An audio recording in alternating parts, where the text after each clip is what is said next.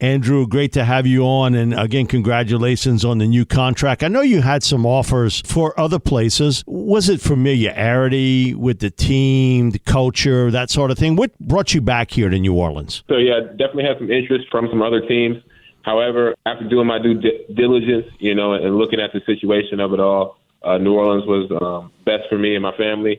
And I'm looking forward to, continuing my career as a New Orleans Saint. Andrew, I always ask this to people who really make a niche as a special teams performer because, that's not what you start football at, okay, unless you're a punter or a kicker. How much special teams did you play as a high school player? Most of the time when we ask people about, did you play special teams in high school, they said, no, really, I didn't. At my high school career, and then when I switched over to defense, where I played primarily safety, my senior year is when I started kind of playing special teams, and really that's how the coaches knew before I switched over officially that I could play on defense because I wasn't in any tackling drills or anything like that as I was playing running back, yet I would go in a game and have 2 or 3 tackles on special teams, just for my natural ability. And over the years, as you mentioned, at Michigan State, played primarily with special teams my freshman year and stuff like that, and then carving out a niche for myself within that of the league, and still be playing the same game that I played that I loved and played since I was a kid and since high school. It's something that I love to do and bring impact to the team. Andrew, I do television, and Rich Marty, an old friend of mine, he was an all-pro special teams performer. He played some wide receiver with the Saints in the 70s, but most people really remember him. He was a great special teams player, and he said, Mike, there is an art to playing special teams. You got to have a lot of want to, but there is an art form about it. Your thoughts on playing special teams and the art form of playing that position? Yes, sir. There's definitely a skill to it, and you mentioned, Saints legends, guys, Freddie McAfee and all those type of guys that have made careers, and he was a great running back as well. But to the art form of playing special teams, yeah, it's way different than, being a off-the-ball linebacker, right, or just, anything else within the game of football. On one play, you may covering a punt, and you got to run 50, 40 yards, right, which you don't get at playing linebacker. There's a short burst, you're 5 yards from the line of scrimmage. You may have to cover a guy 20 yards down the field, but special teams, you're running 40 yards a snap, right, and that takes a different toll on your body and different things of that nature. So just putting yourself in those positions and in those reps, and, you're primarily tackling guys, some of the returners that are real small and shaky, and there's a lot of space and stuff like that. So, to be a great special team player, it definitely takes the art form in mastering that and stuff like that. And that's something that I pride myself on doing and furthering throughout my career as well. Andrew, a couple of weeks ago, we talked to Malcolm Roach, the defensive tackle that re-signed with the Saints, and he was an undrafted free agent in 2020.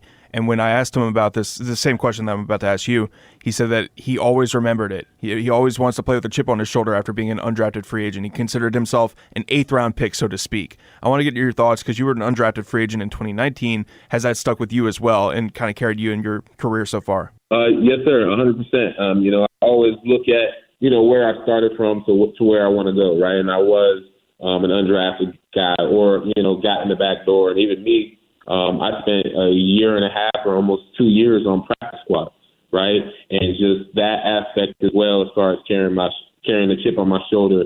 When there was times when it's like, man, I could be doing that on Sundays, right? But I just had to kind of wait my turn, and continuing to rep and get better. I think when I blocked the punt versus the Patriots, I had been working on that same move for the past year and a half on practice squad, and was just waiting for the opportunity to get that in the game. Andrew, when you look at it, I remember when you came into and you physically have gotten stronger, but you really sort of was a hybrid safety outside linebacker. And I always like guys that, hey, listen, it's not about the fall, it's the get up. You were with the Cowboys. It didn't work out there. You come here with the Saints. You brought up about the fact that you spent a couple seasons, on the practice squad. But the motivation to continue playing in the NFL, they got a lot of guys that say they can do it, but not a lot of them really have the want to.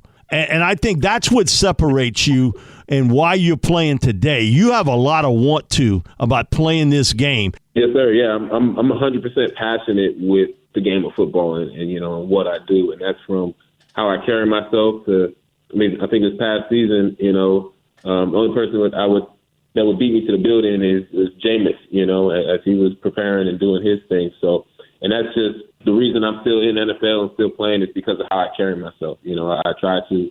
They talk about a pro's pro. Be the first guy to the meeting room, or be the last guy off the practice field, and taking care of your body and all those type of things.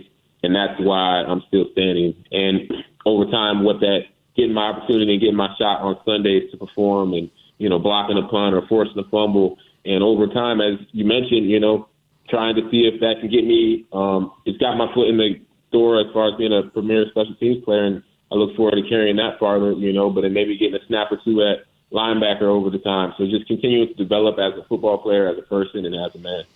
Andrew, you're talking about the art of special teams. I think the Saints have really put a premium on special teams play recently. I mean, they just re-signed JT Gray a couple weeks ago, and he's been a former All-Pro. I want to get your connection with him as someone that, when you think of special teams, JT Gray is one of the first guys that comes to mind on this team because he's been an All-Pro at the position. Want to get your connection with him and what you've learned from him playing special teams. He's our special teams captain, which Craig Robertson was before. And he's a guy I try to pride myself off of, and kind of make my name within that field as well. Yeah, JT leads the room for us, setting up meetings, stuff like that. He's an electrifying player. If you can be a dominant gunner in the NFL, there's a market for that. And he's, continuing to develop as a safety himself. So, yeah, it'll be great to have him back at the, as far as the players being the leader of our team's unit, all under Riz and Phil as well, going into this upcoming season. Andrew, last question for you, but tell us a little bit about your coach and Coach Hodges. Because, we sort of knew for a long time Ryan Nielsen was the defensive line coach, and it was Aaron Glenn, and then it became Chris Richard in the secondary, and Doug Marone's a name guy. He's been a former NFL and college coach along the offensive line. And Zach worked here with us, but he was a former player and then got back into the game as a coach. And certainly Pete Carmichael. But tell us a little bit about Coach Hodges and what he brings to the table. Of all the assistants, I'll be honest with you, I think he's probably the most least known of the guys. Yeah, interesting. And as you mentioned, the best way to describe Michael Hodges and Coach Hodges is that he's a football guy, through and through. As far as we used to watch film when after Pete got injured, we'd watch film in the morning.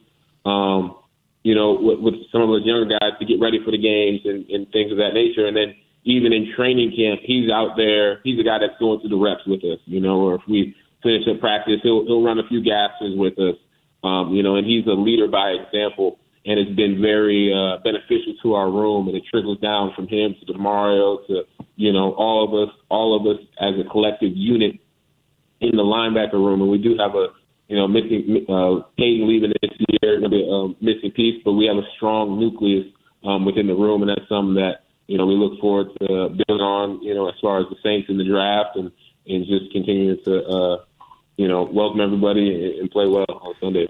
Andrew, how much? This will be the last one. How much do you pay attention to the draft? Because any player you're not a starter, man, you always wondered, man, they trying to replace me? So how much do you keep up with the draft, which will be happening in the next couple of weeks? Yeah, it's not from that perspective. There's not this, kind of watching out type of thing that you do within the draft. It's more knowing what the draft is for so many people, right? And seeing how special it is for some of those young men being drafted and hearing their name called and stuff like that. Because once you're in the locker room, everybody's everybody. So it's not from that perspective, but as a football fan, I'm looking forward to watching the draft. I hope my younger brother, he'll be in it next year, Michael. So you appreciate the draft for what it is, and then you can't, whoever the drafted guys and the free agents, right? Whoever those guys that, pick the Saints or are picked by the Saints, you look forward to meeting them, right? And then you look forward to, building those friendships. You think guys last year like DeMarco Jackson, and adding those pieces and additions to the room. And just, also this upcoming year, I want to be a leader for some of those guys, right? Even whether it's a rookie or whatever the case may be, I want to, show guys the ropes and take another stride as far as being a leader, within my role, for the New Orleans Saints as well.